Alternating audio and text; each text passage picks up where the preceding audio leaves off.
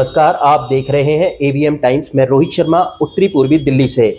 आज हम मौजूद हैं मजदूर किराएदार विकास पार्टी के मुख्य प्रशासनिक कार्यालय में और हमारे बीच मौजूद है राष्ट्रीय अध्यक्ष महेंद्र पासवान जी। आज जो हम बात करेंगे, जो हमारी चर्चा है कि दिल्ली में सर आपके लाखों फैन होते हुए आप धनवार विधानसभा को चुन रहे हैं जी। तो लोकसभा में हम दिल्ली में चुनाव लड़ रहे हैं सभी सीटों पे जी, और विधानसभा में हम राजधनवार से जी चुनाव लड़ेंगे जी। तो विधानसभा के लिए आप राजधनवार क्षेत्र को चुन रहे हैं जी। उसको चुनने का कारण क्या है?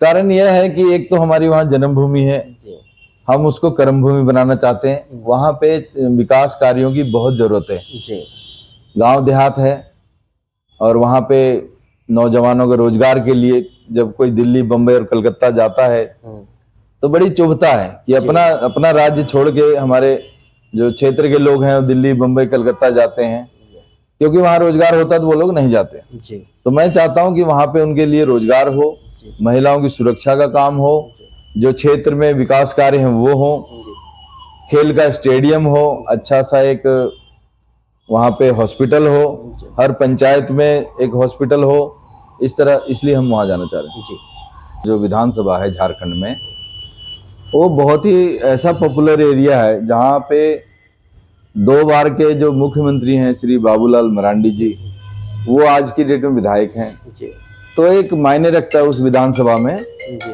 कि लोगों के विकास कार्य कितने हुए, नहीं हुए, जी, उस पर बहुत जरूरी है नजर डालना। जी, जहाँ खुद मुख्यमंत्री जिस विधानसभा से बिलोंग करते हों, वहाँ का विकास कार्य इतना धीमी गति से चलना या ना के बराबर चलना बहुत ही दुख की बात है।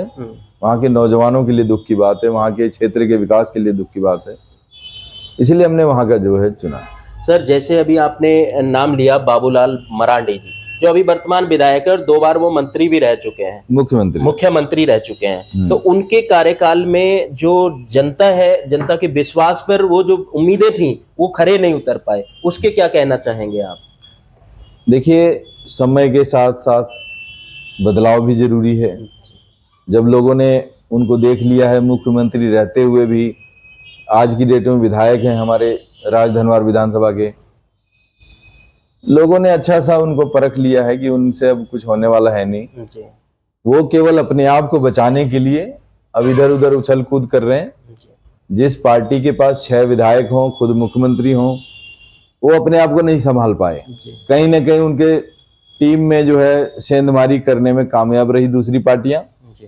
उसकी वजह वही है कि विकास कार्य पे ध्यान नहीं देते हैं, तो जाहिर सी बात है टीम तो बिखरेगा ही। और खुद वो आज दूसरी पार्टी के मोहताज हैं, जैसे कि भारतीय जनता पार्टी में चले गए हैं, उनको प्रदेश अध्यक्ष बनाया गया है। आप खुद सोचिए कि जो आदमी 2 बार मुख्यमंत्री खुद रहा हो, उसकी अपनी खुद की पार्टी हो और 6 से 16 विधायक, 16 से 32, 32 से बढ़ना चाहिए जिस तरह से विधायकों की संख्या, और उनके बढ़ने के बजाय उनकी विधायकों की संख्या घट गई और खुद मोहताज हो गए, भारतीय जनता पार्टी में जाने के लिए मजबूर हो गए।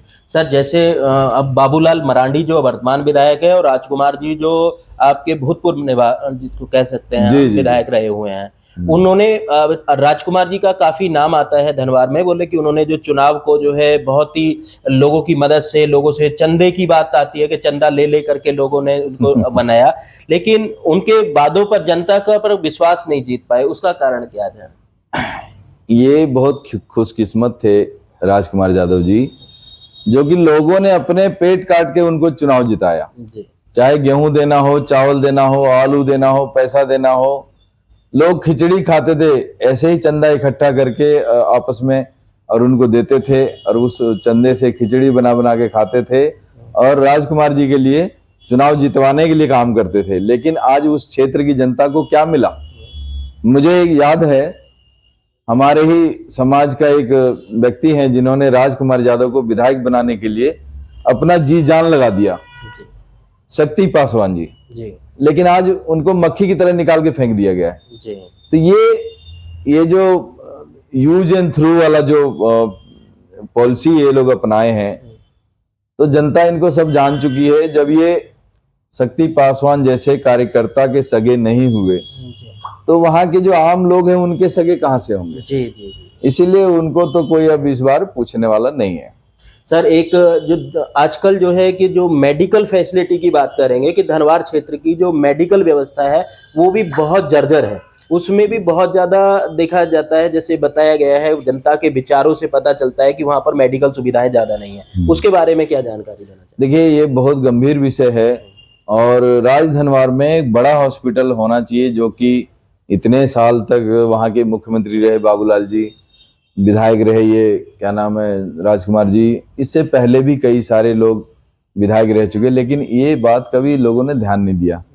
हम पढ़े लिखे नौजवानों से विनती करना चाहते हैं कि यहाँ के जो राजधनवार विधानसभा में एक बड़ा हॉस्पिटल होना चाहिए, उसके लिए आवाज उठाइए, आवाज बनिए, आवाज उठाइए, जनता की आवाज बनिए। मैं नौजवान साथियों से, जो पढ़ने लिखने वाले बच्चे हैं, जो पहला वोटर है, उनसे हम रिक्वेस्ट करना चाहते हैं कि बड़े हॉस्पिटल की जरूरत है, वहाँ एक बड़ा स्टेडियम की जरूरत है, जहाँ नौजवान हमारे तरह तरह के, जैसे फुटबॉल है, क्रिकेट है, हॉकी है, बैडमिंटन है, इन चीजों को सीखने के लिए, इन खेलों को बढ़ावा देने के लिए कोई स्टेडियम नहीं है।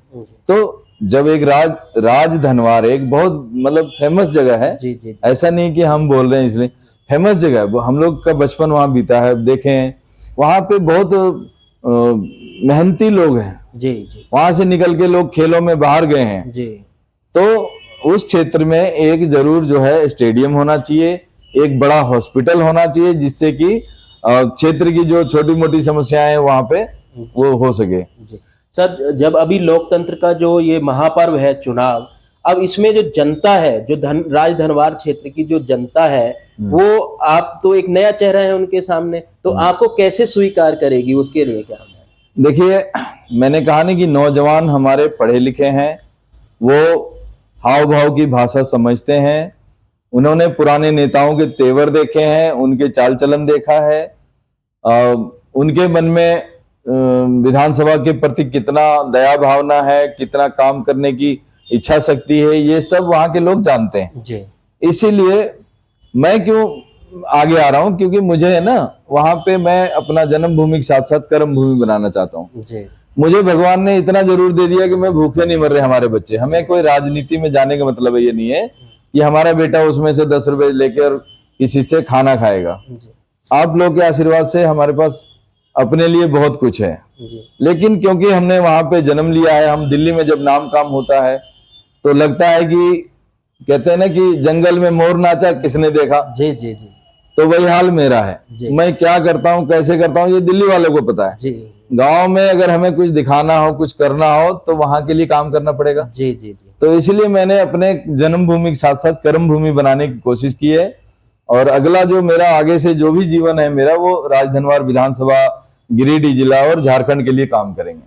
सर, जो राजधनवार की जनता से आप क्या अपील करना चाहते हैं? मैं तो यही अपील करना चाहता हूँ मेरे सभी नौजवान साथियों से, बुजुर्गों से, माताओं से, बहनों से, कि भाई आप अपने विधायक का चेहरा बदलिए। आपने पुराने लोगों को देखा है, पुराने लोगों का ही साथ देते हैं। आज यंग ब्लड का जमाना है। मैं आपसे आग्रह करूंगा कि वहां पे जो कल कारखाने लगवा सके, रोजी रोजगार दे सके, वहां के स्वास्थ्य सुविधाओं पे ध्यान दे सके, जो शिक्षा के ऊपर ध्यान दे सके, ऐसे लोगों को आप चुनिए। जो चौक चौराहों पे लाल बत्तियों की सुविधा लगे। देखो शहर में एक्सीडेंट क्यों नहीं होता? क्योंकि जगह जगह लाल बत्ती है। आदमी जरा सा रेस डालता है मोटरसाइकिल का, अगली लाल बत्ती आ जाता है। जी, जी, जी। तो उसका मोटरसाइकिल बहकता नहीं है। लेकिन यहाँ देख रहे हैं हम झारखंड में क्या है कि कोई लाल बत्ती नहीं है। जी। बच्चों को जैसे ही मोटरसाइकिल मिलता है, उनकी जितनी स्पीड होती है सब खोल देते हैं, और अंत में बैड लक की बात है कि किसी किसी के साथ में ऐसी दुर्घटना हो जाती है जो कि जीवन के हाथ धोना पड़ जाता है। तो मैं चाहता हूं वहां पे एक तो लाल बत्तियां हो, हर चौराहे पे लाल बत्ती लगी हो। दूसरा, हर चौराहे पे, चौक पे सीसीटीवी कैमरे लगा हो। तो मैं इन कामों को बढ़ावा देने के लिए मैं वहां पे वोट मांगने की कोशिश कर रहा हूँ। जी जी। फिर भी आप हमारे से मतलब आप धर्म संकट में मत पड़िए। अगर आपको लगता है कि मेरे से अच्छा आपका कोई और कर सकता है तो आप उसको वोट दीजिए। लेकिन मैं चाहता हूं वहां पे बहुत कुछ बदलना, और ये तभी होगा जब आप लोग हमारा साथ देंगे।